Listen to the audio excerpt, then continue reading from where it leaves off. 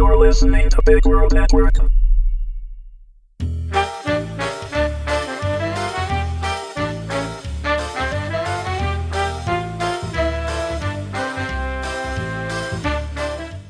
Adeline in an Adventure with Pirates. Episode 1. Written and read by Lucy Beth. Imagine, if you will, a broad room. Large enough to fit a ship's galley, wide enough to house the trapeze act and the broad-limbed traveling circus. Crammed full of books and knowledge and little whispering voices. Trace echoes of the past. An adventure.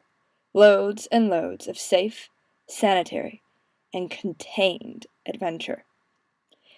In between one of the many aisles, surrounded by stacks of books, stands a young woman, hardly 25. With frazzled hair and a well-absorbed squint, she holds 3 books in her arms and 1 book in her hand, reading. Her name, dear reader, is Adeline, and she is the unfortunate hero of our story.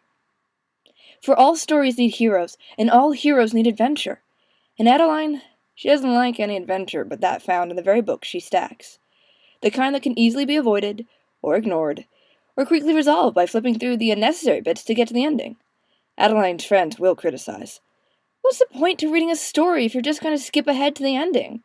Besides, in real life, you can't do that. In real life, huh? Adeline's real life was as mundane and repetitive as a mouse in a maze. She could skip the next 10 chapters of her life and miss nothing at all. Again come the sighs and berating. You just need to start living, silly goose. What young woman doesn't seek her fortune at your age? I think you might be the only one I know. Then they would tutter about like chickens, clicking their tongues against their teeth and shaking their heads. They weren't wrong, and Adeline knew this. She was the only member of her social circle who hadn't embarked in some form of adventure. Everyone else had sought their fortune in their namesakes. Maggie May had traveled to the jungles of the Amazon, had blazed a trail to a not-then-known tribe of pygmies, and managed to come back with only a slight bout of dysentery and malaria. Joanna started early. At hardly 8 and 10, she cut her hair, stole a merchant ship, and became a fearsome protector of the Queen's waters. She even had her own brigade now, and there were talks of knighthood. When Sasha wasn't holding off mortar attacks, she was knee-deep in archaeological finds, forsaking her pale complexion for a sunburned, sand-scorched tan. Tilly, Laura, Caroline, Miriam, Ilsa, they were all doing exciting, adventurous things. All except Adeline. I know. Shut up. I should be out there like all normal women my age. Adeline shut her book with a satisfactory snap, which reverberated around the king's library. She had what she wanted. She was royal librarian. What more was there? She had all the adventures she would ever need, all at her fingertips. She'd never have to leave the warm, safe, sheltered confines of the royal grounds, let alone the country. Fortune? Fame? Danger? Who needed that? Adeline peered up over her glasses. She narrowed her gaze, hoping to look as displeased as possible. Finally, Went wiggled out from behind the bookshelf and into the aisle. He hunched his shoulders, avoided eye contact, and coughed. Adeline's glare softened to a frown. She knew it was Went. He was the only one who bothered to clean his shoes, so that everywhere he walked in the library he was preceded by a symphony of squeaks. Instead of being embarrassed or self-conscious about it, like a civil person in a library should be, he gloried in it with a wide smile and emphasized movements. In fact, Adeline was certain he polished his shoes every day just because it drove her up the wall. He finally looked up with a broad, hardly constrained smile. Oh, he hadn't been ashamed. He'd merely been hiding his laughter. Adeline allowed her frown to stretch back to a scowl. I never said a thing, he paused, cleaning imaginary dirt from under his nails. But it's true. What kind of woman are you? Adeline merely rolled her eyes. I mean, soon you'll be too old to have adventure, he continued with a mischievous grin. No one's too old to have adventure. Adeline picked the book, A History of Ages, and tucked it neatly onto the shelf. Oh ho, maybe not someone who gets their adventure in cut pages, but soon you'll have to marry, and then your time will have passed. This caused Adeline to pause. This too was true. Her time of being single and respectable was coming to a close. Everyone is practically required by law to settle down. Even Joanna. People start to look at you sideways otherwise, whispering names like spinster and glory hound. Adeline sighed when she finally responded. That's none of your business, for starters, and I'll have you know. I'm not nearly that old. Went smirked, crossed his arms, and leaned against the bookshelf. He was a tall, waifish, pale lad, with near-black hair and grey eyes. He must have been a few years older than Adeline, but as she had refused to reveal her age, he suddenly did the same. "Not nearly that young either," he snarked, absently picking a slender book from the row and thumbing through it. To that, Adeline would not respond. She would not give him the satisfaction of rising in anger. She was hardly 25. Most women became ignoble after being single in 30. 5 years was more than enough to find some safe, local, predictable challenge. It didn't even have to be adventure. A young lady only needed to prove herself, to contribute to the community. Stop a murder, and she'd be a local hero. Stop a serial killer, and she'd be a celebrity. Stop a terrorist plot, and she'd be hailed as a savior to the crown. Puh! Stop a terrorist plot? A serial killer? A murder? Adeline could hardly walk alone down Baker Street after the sunset without succumbing to panic. Why should I worry myself? If my time comes, it comes. Till then, I'm not going to go looking for trouble, Adeline clarified, relieving Went of the slender book and placing it back on the shelf. I just shelved that. Went didn't budge an inch. Adeline could project all the frustration she liked, but he still towered over her, his pale thin lips in a broad smile. He leaned in closer, so that her face was overshadowed, and stared. Adeline squinted and sucked her lips under her teeth. Eddie, you don't even have a steady relationship, or any relationship for that matter, he smirked. Your time will never come if you don't seek it. Last I checked, you hadn't done anything for your namesake either, Adeline retorted. Then, grinding her teeth, she added, and don't call me Addie. Don't forget, I'm your boss.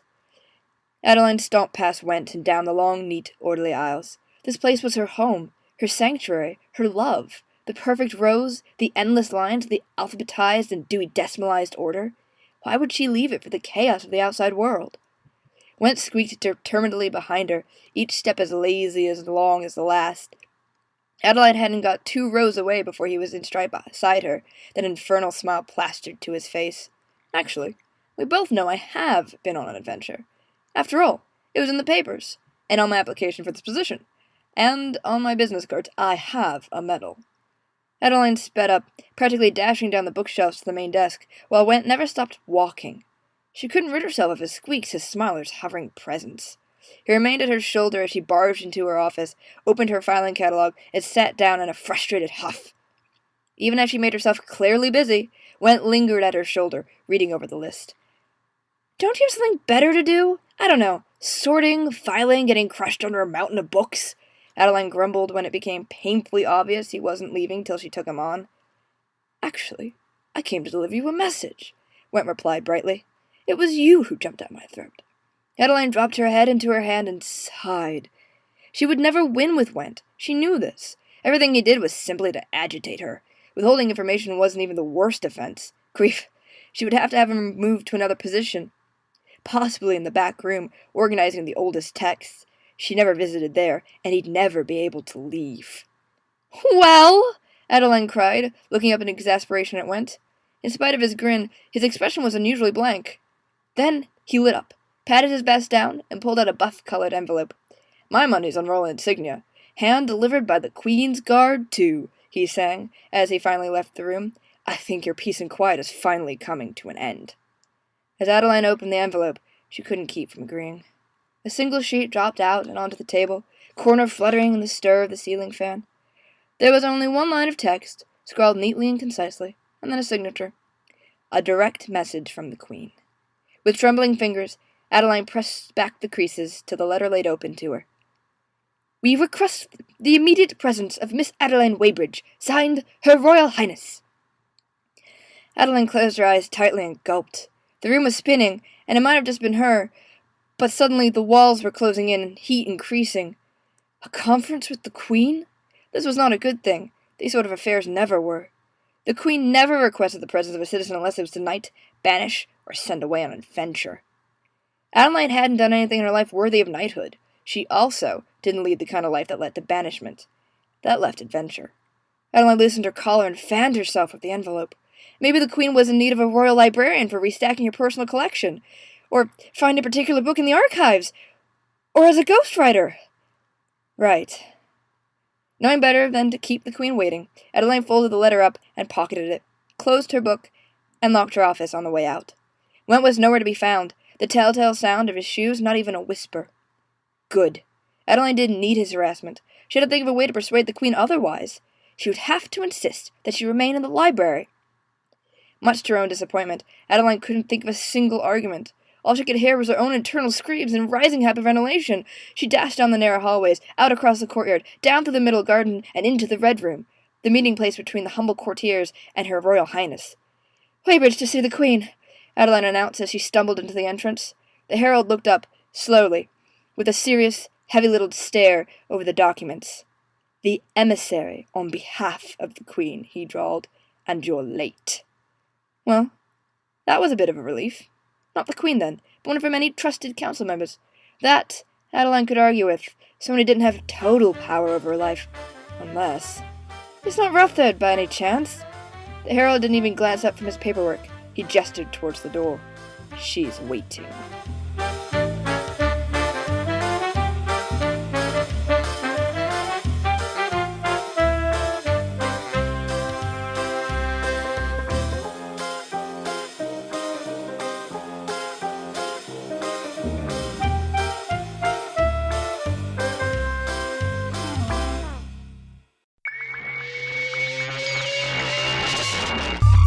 You're listening to Big World Network.